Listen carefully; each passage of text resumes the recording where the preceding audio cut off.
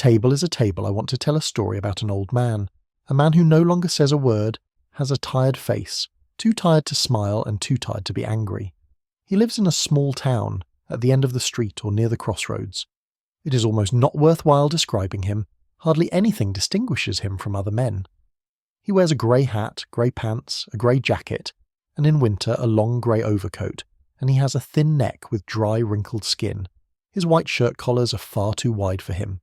His room is on the top floor of the house. Maybe he was once married and had children.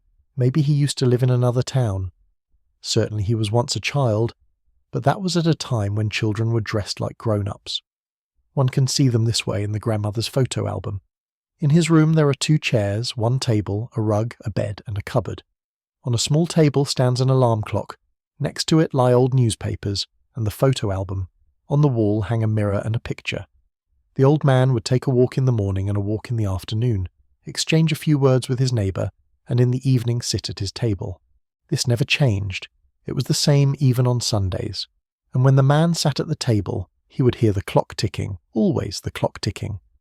Then there came a special day, a sunny day, not too hot, not too cold, with birds chirping, friendly people, children playing, and the special thing was that suddenly the man liked all this.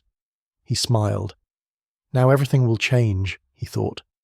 He undid the top button of his shirt, took his hat in his hand, quickened his pace, even had a spring in his step as he walked and was happy.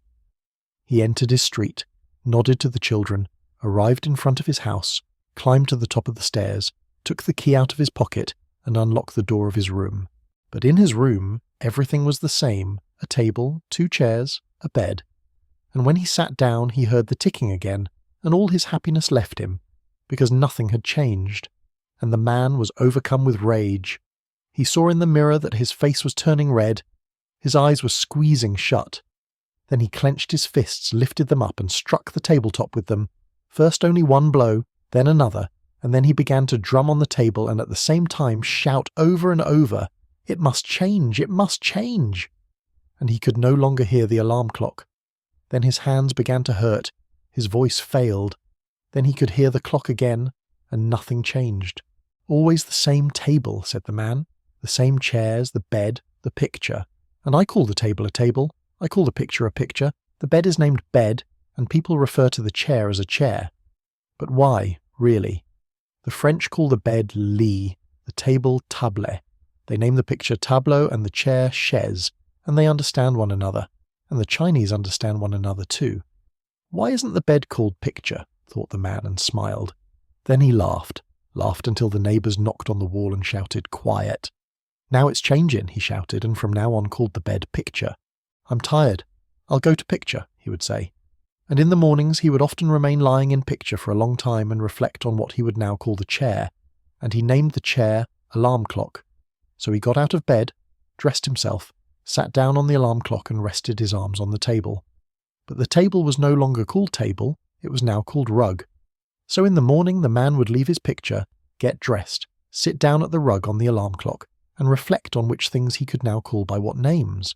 The bed he called picture, the table he called rug, the chair he called clock, the newspaper he called bed, the mirror he called chair, the clock he called photo album, the cupboard he called newspaper, the rug he called cupboard, the picture he called table, and the photo album he called mirror. So, in the morning, the old man would remain lying in picture for a long time. At 9 o'clock the photo album would ring. The man would get up and step onto the cupboard so that his feet wouldn't freeze. Then he would take his clothes out of the newspaper, get dressed, look in the chair on the wall, sit down on the clock at the rug and leaf through the mirror until he came to the table of his mother. The man found this fun, and he practiced the whole day and memorized the new words.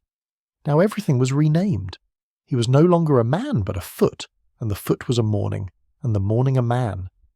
Now you can go on writing the story yourself, and then you can do as the man did and interchange the other words. Ringing is called stepping, freezing is called looking, lying is called ringing, standing is called freezing, stepping is called leafing.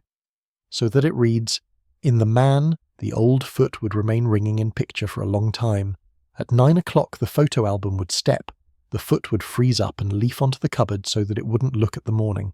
The old man bought himself some blue school notebooks and wrote them full of the new words, and this kept him very busy, and he was now only rarely seen on the street. Then he learned the new terms for all things, and as he did so, he forgot more and more the right ones. He had a new language that belonged only to him. From time to time, he would dream in the new language, and then he translated the songs from his school days into his language, and he sang them softly to himself. But soon translating was also hard for him. He had almost forgotten his old language, and he had to search for the right words in his blue notebooks. And talking to people made him anxious.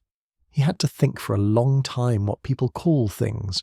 His picture people call bed, his rug people call table, his alarm clock people call chair, his bed people call newspaper, his chair people call mirror, his photo album people call alarm clock, his newspaper people call cupboard, his cupboard people call rug, his table people call picture, his mirror people call photo album, and it came to the point that the man had to laugh when he heard people talking. He had to laugh when he heard the way someone said, "Are you going to the soccer game tomorrow too?" Or when someone said, "It's been raining for 2 months now." Or when someone said, "I have an uncle in America."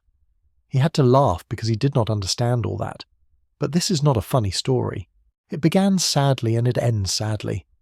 The old man in the grey coat could no longer understand people. That wasn't so bad. Much worse was that they could no longer understand him, and therefore he said nothing more. He was silent, spoke only to himself, did not even greet them.